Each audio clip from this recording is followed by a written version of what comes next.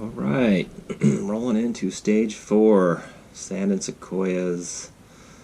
Flat desert to rolly hills, and I knew this was going to be a challenge. It's interesting because like the Alp climb, you're kind of you and your own self doing your own pacing for the most part because there's no drafting going on.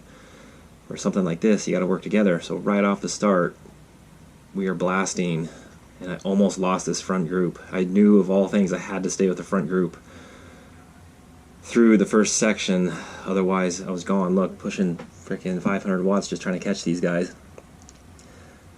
And I did catch on to them, barely, like they're pulling away. I'm like, oh my god, trying to get them.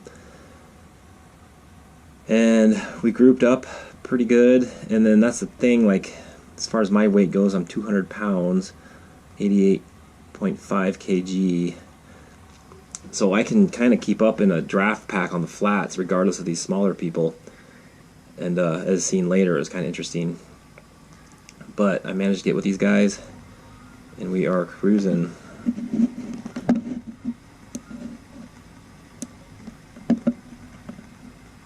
We're pretty much just rolling and rolling, jockeying for position, just trying to stay together. And I mean, this is the front pack. We're like 30 people, and everyone knows to stay together. No one's really pushing crazy off the front. I mean, I was alternating between 3.5 and 3.7 just to stay in there.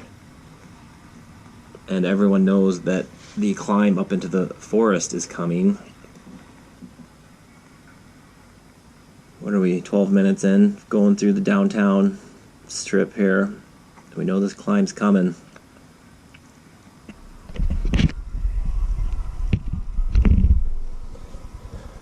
Looks like I got a wild hair up my butt, and I decided to be the first one to take off. See how long this will last.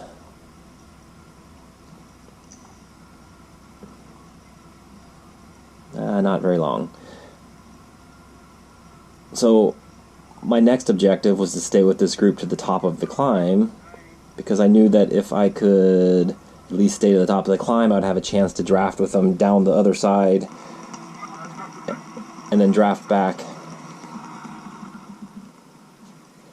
through the desert again, and then suffer through a second climb. So I'm going, we're like, it's pretty much non-stop. I had some advice to just basically keep pedaling because the hills are not long enough to really rest on to stop pedaling, so you pretty much just roll through it as if it's non-stop climbing.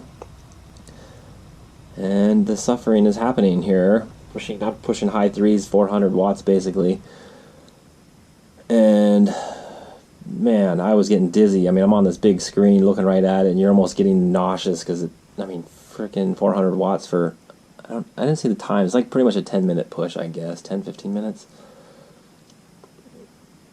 Well, we're at 17 total. It's not that long, but it sure feels like long.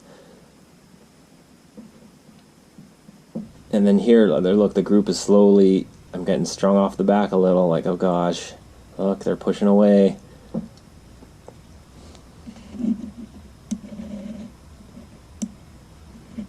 And I'm kind of just making valiant effort to stay on the wheels of these guys, and I'm sensing the inevitable. Like they're stringing out in front a little. I'm just like, oh my god, and here they're like getting away. And I'm by myself through the top. So, next move is to catch on to someone, so I jump on with this guy. Alright, that guy who stayed with, yeah, we kind of bounced back and forth on each other all the way on the downhill. And then I eventually pulled away and left him. Now I'm in the back to the flats, and I'm now treating this as a solo time trial, as I'm now just pushing my own watts, no drafting help from anyone. So in my head I'm thinking I could pick off stragglers from up front, which is what happened, and I got tagged in with this other person. I think this person was basically a 120-pound Japanese woman, because I would be doing 3.5 watts sitting in front of her. She's doing 4.5 sitting in my draft, and then she would do like 6.5 and try to get away from me, and she couldn't. So like, look the way I'm just going rock steady, and she's kind of bumblebeing around. We're back into the climb though, so I knew this is where I had to just lay it down a bit. And we're staying together pretty good. I'm just trying to hang on to 15th. See, I'm in 15th this whole time. I'm like, all right, I can do 15th. That's good. Maybe catch someone along the way. But the group caught us. Another group, the second group. So I was in this no man's land, and here I had to jump up. I mean, it's 4:30. I think I get 4:50 here. Basically to jump in with this second group. Like, oh my god. And now I know for dear God that I need to be with this group to the top. Otherwise I'm done way off the back of everything. So I'm pretty much laying it on the line just to stay with these guys. What I'm doing, 4-6, 4-7. Some of them are doing 5-5, whatever. Basically set on hard effort all the way to the top, and then just by the skin of my teeth stayed with them.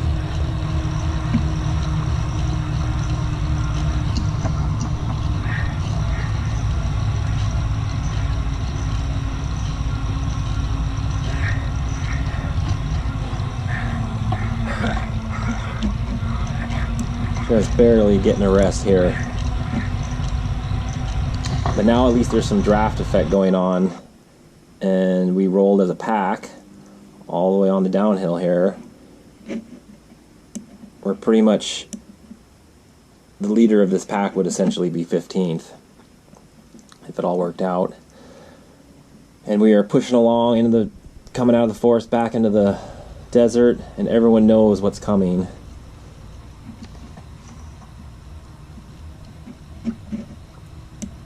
The desert sprint of pain, but everyone's kind of sticking together, resting. Well, I guess calling 360 resting, but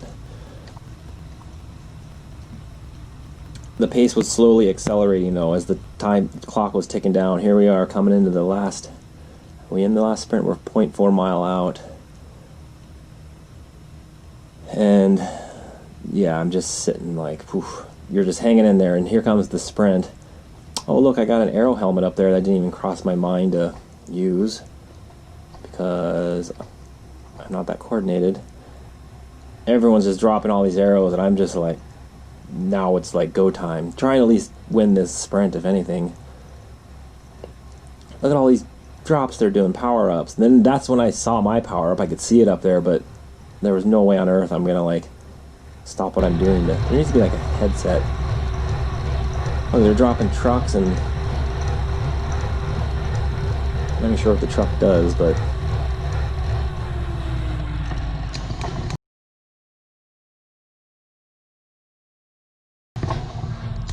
oh my god.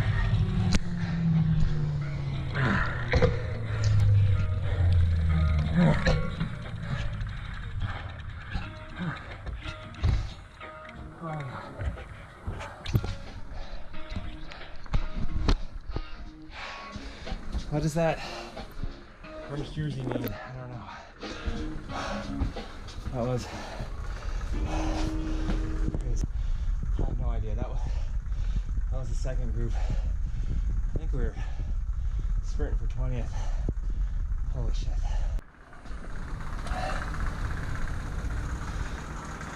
the new 5 minutes, 3, 4. Painful.